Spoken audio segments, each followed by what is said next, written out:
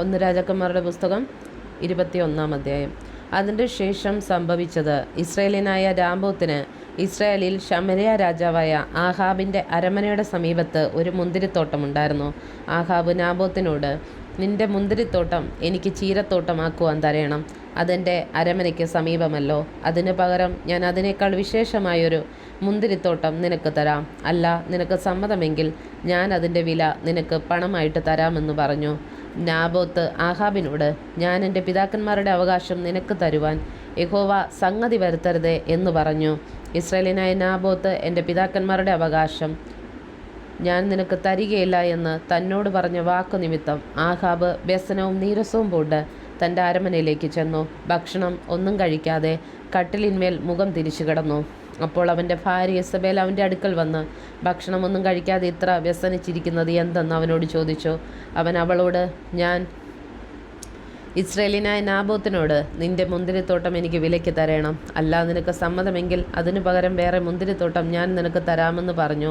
എന്നാൽ അവൻ, ഞാൻ എൻ്റെ മുന്തിരിത്തോട്ടം നിനക്ക് തരികയില്ല എന്ന് പറഞ്ഞതുകൊണ്ടത്രേ എന്ന് പറഞ്ഞു.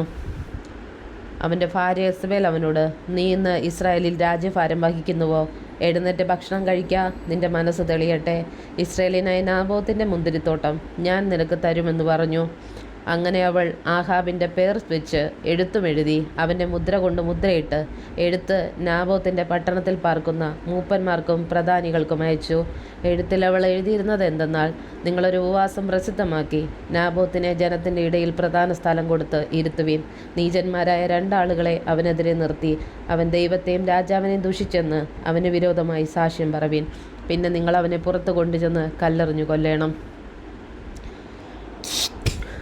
അവൻ്റെ പട്ടണത്തിൽ പാർക്കുന്ന മൂപ്പന്മാരും പ്രധാനികളുമായ പൗരന്മാർ ഇസബേൽ പറഞ്ഞയച്ചതുപോലെയും അവൾ കൊടുത്തയച്ച എഴുത്തിൽ എഴുതിയിരുന്ന പോലെയും ചെയ്തു.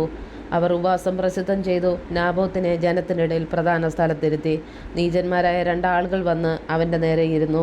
നാബോത്ത് ദൈവത്തെയും രാജാവിനെയും ദുഷിച്ചു എന്ന് ആ നീചന്മാർ ജനത്തിന് മുമ്പിൽ അവന് വിരോധമായി നാബോത്തിന് വിരോധമായി തന്നെ സാക്ഷ്യം പറഞ്ഞു. അവർ അവനെ പട്ടണത്തിന് പുറത്തു കൊണ്ടുപോയി കല്ലെറിഞ്ഞ് കൊന്നുകളഞ്ഞു. നാബോത്ത് കല്ലേറുകൊണ്ട് മരിച്ചെന്ന് അവർ ഇസബേലിനോട് വർത്തമാനം പറഞ്ഞയച്ചു.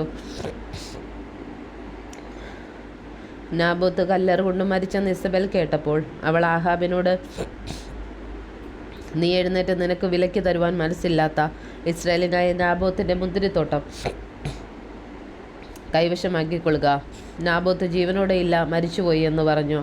നാബോത്ത് മരിച്ചെന്ന് കേട്ടപ്പോൾ ആഹാബ് എഴുന്നേറ്റ് ഇസ്രായേലിനായ നാബോത്തിൻ്റെ മുന്തിരിത്തോട്ടം കൈവശമാക്കുവാൻ അവിടേക്ക് പോയി.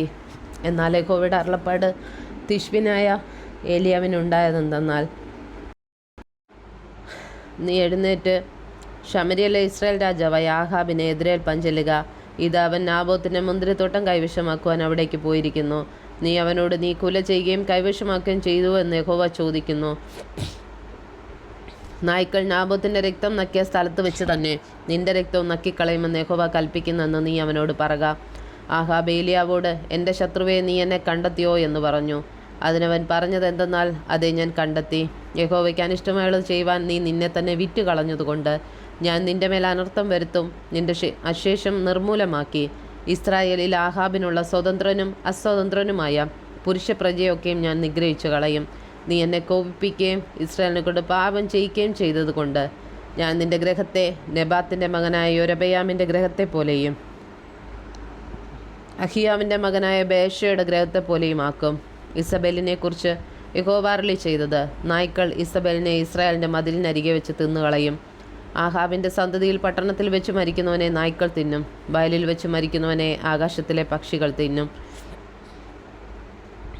എന്നാൽ യഹോവയ്ക്ക് അനിഷ്ടമായുള്ളത് ചെയ്യുവാൻ തന്നെത്താൻ വിറ്റുകളഞ്ഞ ആഹാബിനെ പോലെ ആരും ഉണ്ടായിട്ടില്ല. അവൻ്റെ ഭാര്യ യെസബേൽ അവനെ അതിനായി ഉത്സാഹിപ്പിച്ചിരുന്നു.